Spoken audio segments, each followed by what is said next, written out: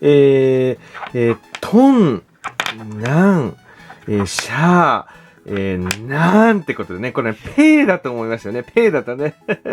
どうも、こいこいです。今日はですね、Excel ファイル世界丸見えな件カッコ笑ということでやっていきたいと思います。これ実はですね、この知らず知らずのうちに世界丸見えになっていることって実はあるんですよね。まあこれをカッコ笑って笑ってる場合じゃないんですけど、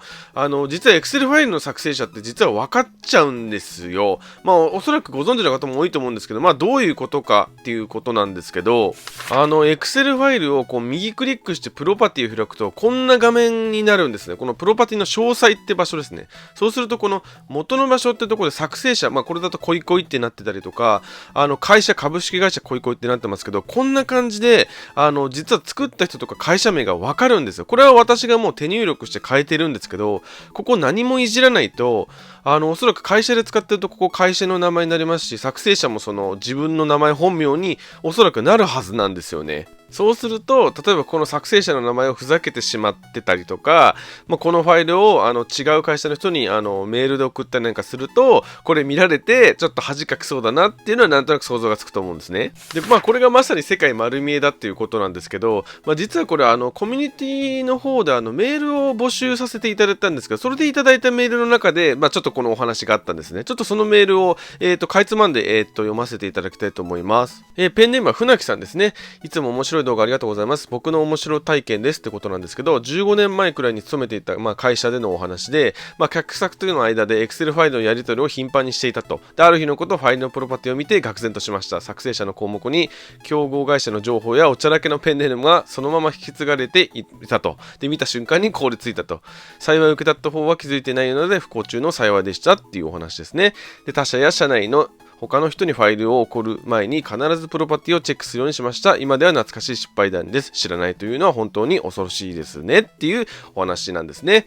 ありがとうございます。いやー、これは多分結構あるあるなんじゃないですか。皆さんないですか？正直私はありますよ。ちょっとこの後私の話はしますけど、結構あるんじゃないですかね。僕この船木さんのメールを見た瞬間にあれねって僕はなりましたよ。で、まあちょっと私の過去にも実はっていうことなので、その話をしたいと思います。で、これは私が昔勤めていた会社のとある部署での話なんですけど、この絵のように、なんか紙エクセルみたいにこう、立てまつられてるこう、エクセルファイルがあったんですよ。で、それがまあ便利で、すごいずっと何年も多分使い回されてるような感じだったんですよね。で、中身はこの関数式でマクロとかではないんですけど、すっごく便利なこの計算ができるような Excel なんですけど、このまあ2人ここにいますけど、明らかにこの人たちが作れるレベルの Excel じゃなかったんですよ。で、これ誰が作ったんだろうなって僕も思ってたんですね。で、まあちょっと調査してみようと思ったんですよ。で、調べたら、この紙エクセルの正体は、このさっきみたいにプロパティで見てみたんですよ。そしたら作成、まあ例えば山田太郎みたいに書いてあって、誰と思ったんですね。そしたらこの会社に、例えばエレファントみたいな名前が書いてあって、全然違う会社なんですよ。これももちろん知ってる会社なんですけど、うちじゃない会社の Excel ファイルだったんですよ。なんで先ほどのメールと同じように、このエレファントっていう会社の山田さんって作ったファイルが、いつの間にかなんかメールとかでうちのその会社とのこのやり取りの中で、この Excel ファイル便利だねって言って、いつの間にか社内で使われていたっていう、まあそういう話なんですね。で、調べていくうちに分かったんですけど、この山田太郎さんが作った作品が、その他にもあるってことが分かったんですね。で、関数式とかマクロってやっぱり作成者の癖が出るんですよ。で、だから見た瞬間に、あの人が作ったっぽい資料だなっていうのがやっぱりなんとなく分かって、社内のファイルでちょっとなんか良さげなファイルだなっていうのを見つけて、あれこれ山田さんっぽくないって思って、プロパティ開くと、この山田太郎エレファントみたいなことが、何ファイルかありましたね。で、さらにその紙エクセルが増殖してて、この絵みたいになんか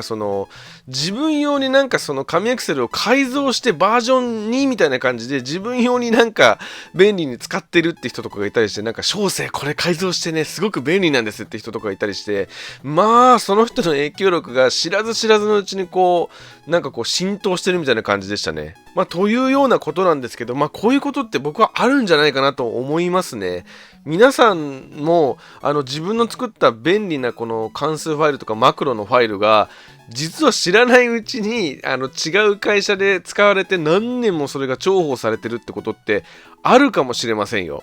もちろんその自分でなんかこのブログとかなんか自分のウェブサイト持ってて、そこでなんかコード公開してる人、いらっしゃるじゃないですか。そういう方のそのコードとか関数式がいろんな日本の会社で使われてるってことはあると思いますけど、全くそういうことをしてない人でもこういうことってのは実はあり得るんじゃないかっていうことですよね。逆に言えばこういう風になってるのが嫌だなって場合は、やっぱりこの Excel ファイルを渡すときにせめて自分の作成者の名前は消したりとか、会社の名前消したりとかはした方がいいでしょうね。はい、ということでいかがだったでしょうかと。笑えもするんですけど、ちょっと怖いなって部分もあるようなお話でしたと。ちょっとこの先もなんか面白い、なんかエピソードとかあれば、こんな感じで動画にしたいなと思ってるので、メールいただければありがたいなと思ってます。ここの概要欄と、コミュニティの方に書いてますので、よろしければ送っていただければありがたいです。はい、では本日はこの辺にしたいと思います。ご視聴ありがとうございました。この動画はオンラインプログラミングスクールテックアカデミーの提供でお送りしました。